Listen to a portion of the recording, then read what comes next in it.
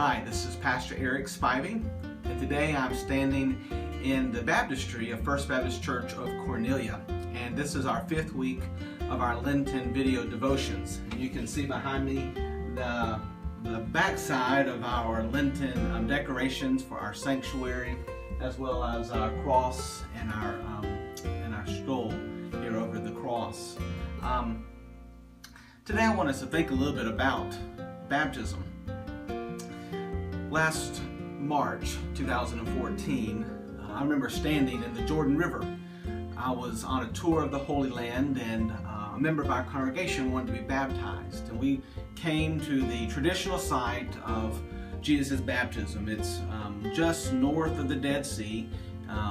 They've just opened it up actually for to be able to come in from the Israeli side. And as you come in, you pass a variety of old abandoned churches that acknowledge it as being the traditional site of Jesus' baptism. You also pass through a large number of landmine areas, and so as you get to this area, and it's this kind of oasis in the middle of this dry desert.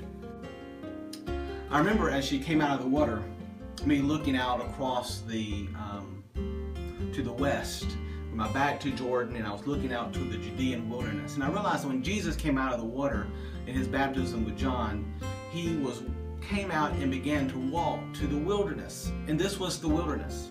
You know, when Jesus was baptized, the heavens sort of open up, and the Spirit of voice of God comes and says, "This is my Son, in whom I'm well pleased."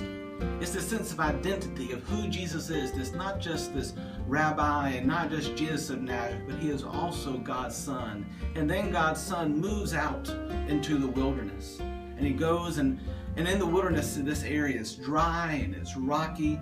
Jesus would have been spending a lot of his time just trying to survive, to find water, just trying to find shade because it was so hot.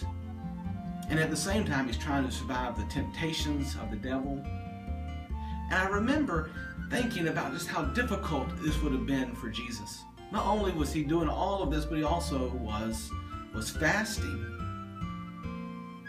You know, when Jesus goes into the wilderness, he begins all of the things that are secondary to him, where he's from, what he did, trying to make a living, all become less important, and survival and his sense of identity and surviving to temptation become all that are important.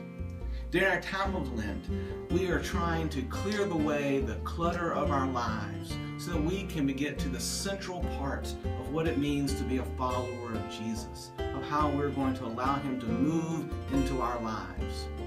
And so today I want you to think about this Lenten experience. That who are you? Not just who is Jesus, but who are you? And what does Jesus have for you in your life? How does Jesus want to remove the clutter so that you can participate in the very essential nature of following Jesus, of understanding your own identity as a child of God? It's an important thing, so that as we get closer to Easter, that identity will become stronger. And your understanding of Jesus' role in your life as Jesus as the Son of God becomes more powerful, and you can respond to him and follow him in a new and wonderful way. That's my word for you today. I hope you'll join us at some time at First Baptist Church Cornelia. But until I see you again, God bless.